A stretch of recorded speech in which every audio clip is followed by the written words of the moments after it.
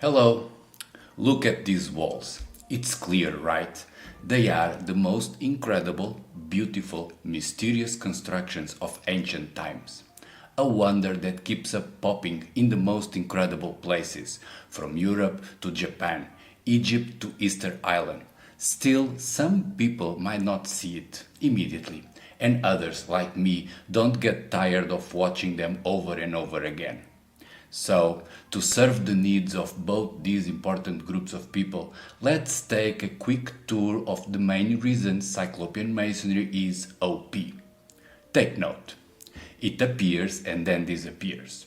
All over the world, but not everywhere. We don't know why they were built, nor often how they were built. Sometimes not even by whom, nor when. Neither why academics pretend they don't exist. Curious? Sit around and let's double check some open questions.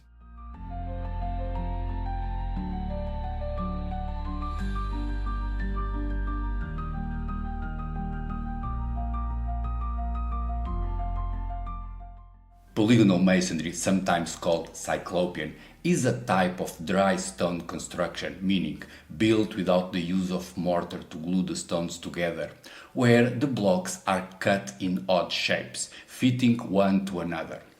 There are many types and styles of polygonal masonry, ranging from the barely fitted dry stone walls of Croatia to the unbelievable melted stone technique in Peru.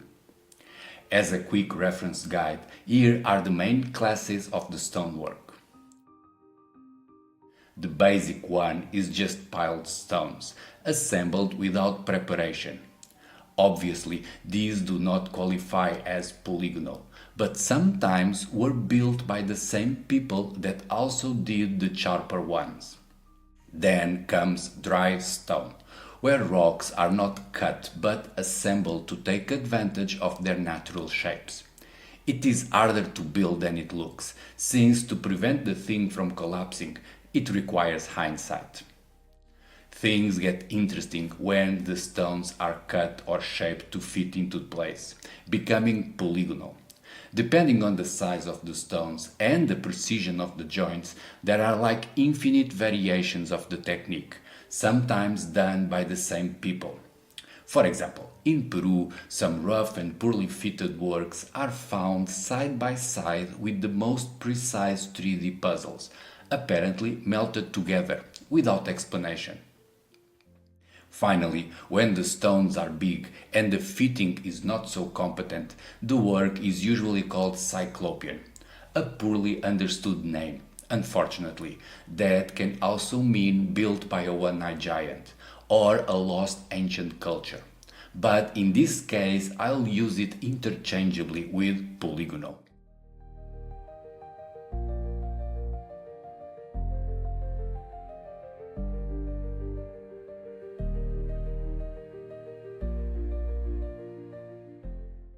The biggest mystery involving polygonal walls is that we just don't know how they were built.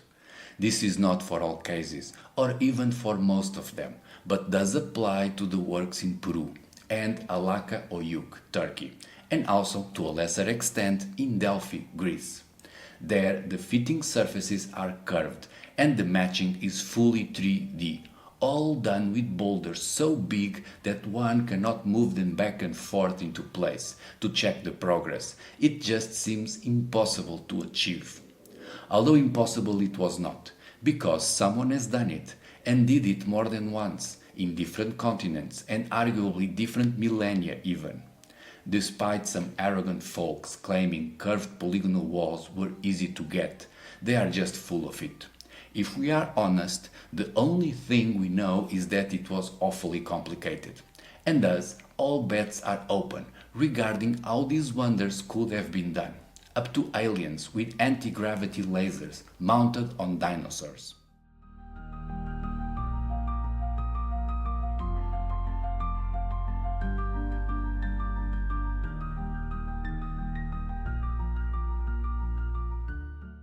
There are hundreds of sites with polygonal masonry, spread out in dozens of countries.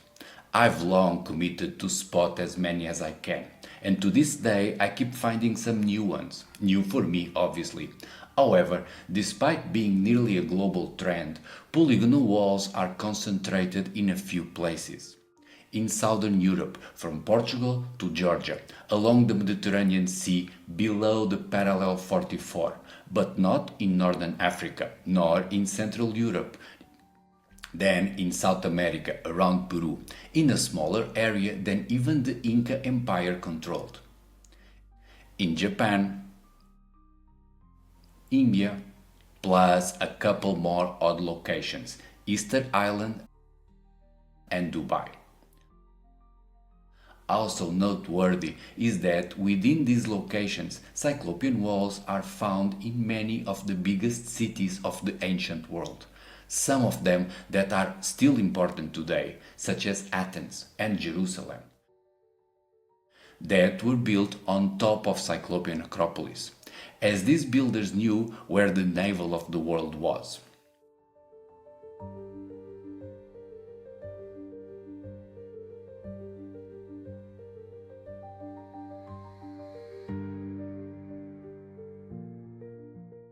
The extensive but not exhaustive spread of Cyclopean masonry is a paradox.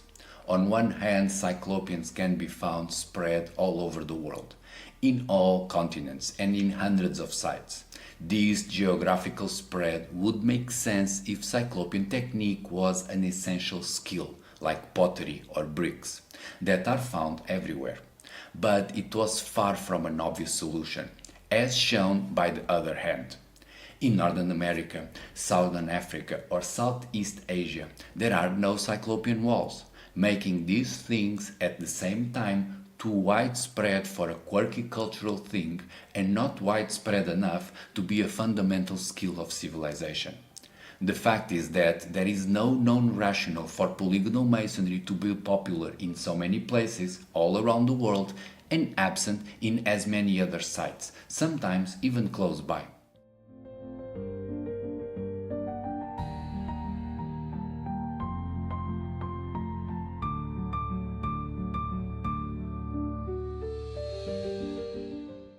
Just in Italy, one country, Cyclopean walls are attributed to the following populations and cultures: Greeks, Etruscans, Romans, Samnites, Castiglieri, Umbrian, Nuragic, Lepontic, Sezi, Massapians, Oscan, Taurian, Ligurian, Sicels, and I guess a few more. Officially, there was no relation nor sometimes contact between all those sites and peoples building polygonal masonry. A nonsense spread by bureaucrats stating the technology is a basic endeavor which was not shared and therefore had to be reinvented time and time over again, resulting in more than 30 recurrent events, sometimes in sites in close proximity to one another. Regardless of how ridiculous it is to say the technique was reinvented from scratch so many times by so many people living in close quarters, considering how it spreads out to Easter Island or Japan, it is hard to imagine there were less than 3 or 4 separate inventions. Like this. In Europe, for the proximity of all those locations and all dated to before the Roman Empire, we can assume the idea and technique were shared after one single development. Then, from Peru, they could have shown the skill to the Rapa Nui in Easter Island, making it for a second invention. Finally, there's India and Japan, that God knows how it reached there, appearing not to be connected with anyone else. To further complicate matters, there is no writing on the wall. Basically, no one is claiming to have built them, because most of the walls, with the notable exception of Japan, are pre-writing, meaning all were built in a time when people were not taking notes, leaving us to guess what the builders were up to.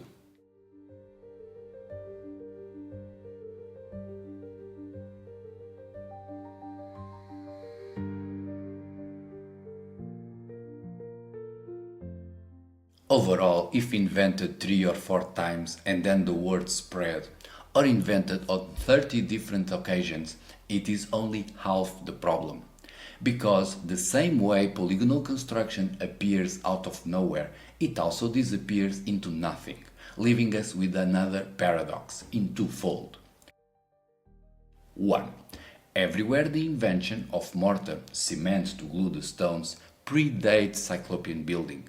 One might be excused to think polygonal construction, the fitting of stones without mortar, was abandoned with the invention of such said mortar. But no, mortar was there beforehand. It is one of the oldest inventions in the world.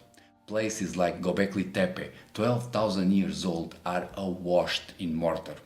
Thus, all the Cyclopean builders, for no apparent reason, decided to quit mortar for a time, build in this peculiar way of odd-fitted stones, and then, later on, abandon it to go back as before.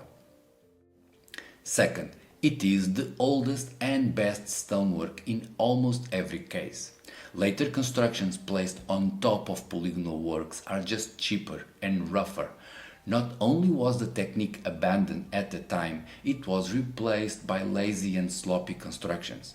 Even in Machu Picchu, that was, we are told, all built by the Inca in a short period because the Spanish conquistadors never got to discover the site, even there the fantastic polygonal works are covered with cheaper and later stuff that we just don't have an explanation for.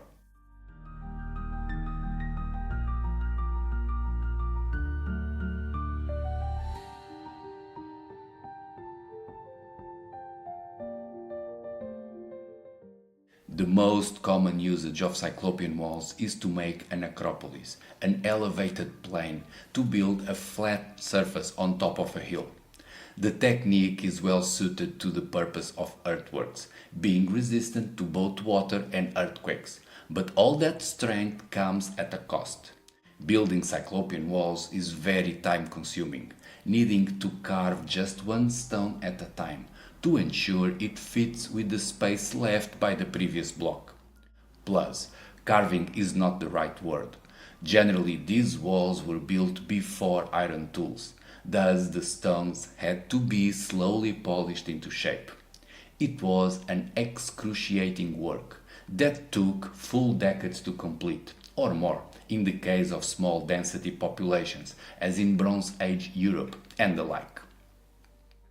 Furthermore, although often called castles, the walls are not defensive, because they are too elaborate, too slow and costly to build, not proper for someone facing an imminent danger. And also, they lack the defensive curtain, that bit where soldiers can hide behind and defend the place. An army that considered a Cyclopean wall a good defense would find itself surrounded due to the relatively small size of the Acropolis, unable to watch who was coming due to the lack of windows, or worse, an easy target for being exposed on top of the wall. It is thus easy to see they are not fit for defense, but what they were used for, it's not so clear.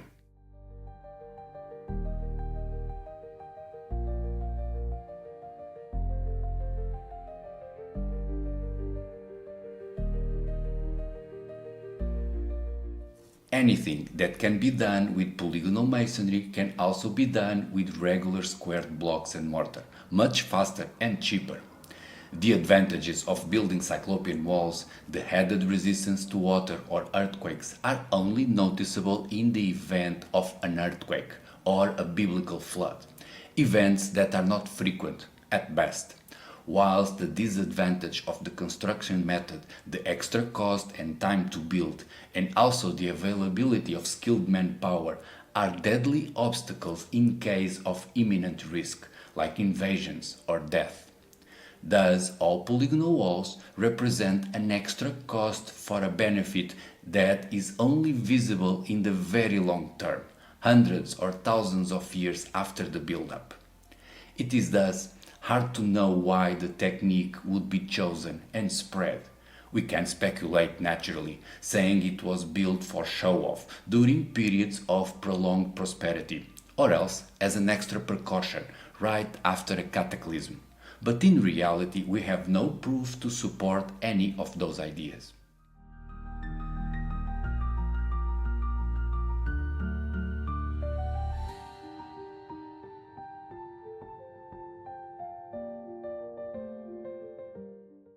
Many of the Cyclopean walls in some areas, even the majority of them, are probably older than said, older than the official dates being advertised, that are the ones in Japan, India and Peru were just 500 years ago, or thereabout, relatively young.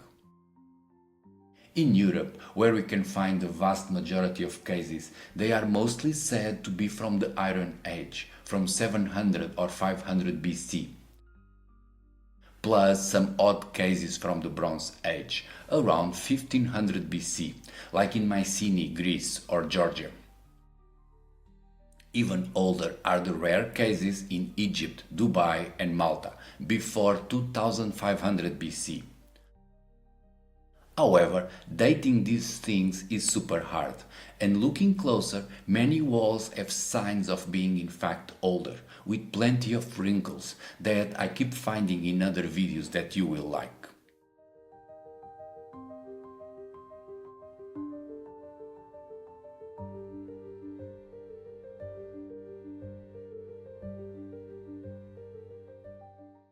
It is not nice to ask for their age, unless you want lies. Oh, you look so young, no one would give you more than 3 millennia. You know how it goes. There are a bunch of reasons Cyclopean walls are terrible in this dating scene. Just take note. 1. There are no written sources. The walls are mostly pre-writing, and even for the cases they are dated after 700 BC, when writing was already around, there is not a single document explaining how and when or even by whom those walls were made, making them likely older than all that. Then 2. There is no stratigraphy. They have nothing underneath, as land was cleared to build the walls on top of the bedrock. Worse even, when they fall, not very often, they land on top of older stuff, built on the slope below. 3. There are no datable organic materials. There is no mortar applied, and in many cases gravel was used to fill the back of the wall, as to prevent plant growth and future carbon-14 testing. Finally, in 4, the walls resist for a long time, much better than anything else of the same age.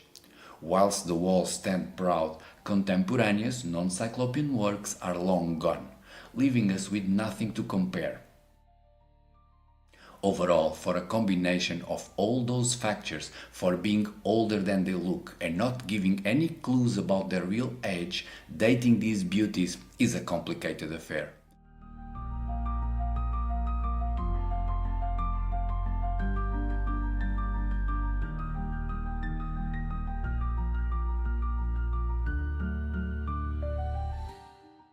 Here's the thing. On top of those open questions and paradoxes, there are a lot more mysteries. Who were the Cyclops? What type of a hat they wear? The rivalry with the dragons? Their biological superpower? How good were they at sailing? Or even why they had this thing with carving one-eyed nubs? It's endless. I've already done a bunch of videos and still haven't scratched the surface of the walls. So, moving forward, let me know in the comments what mystery would you like to see next. In the meantime, I'll be off for a summer break.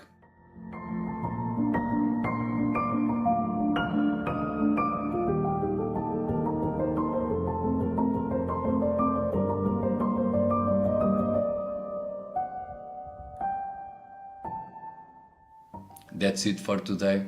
Hope you liked it. See you in the comments.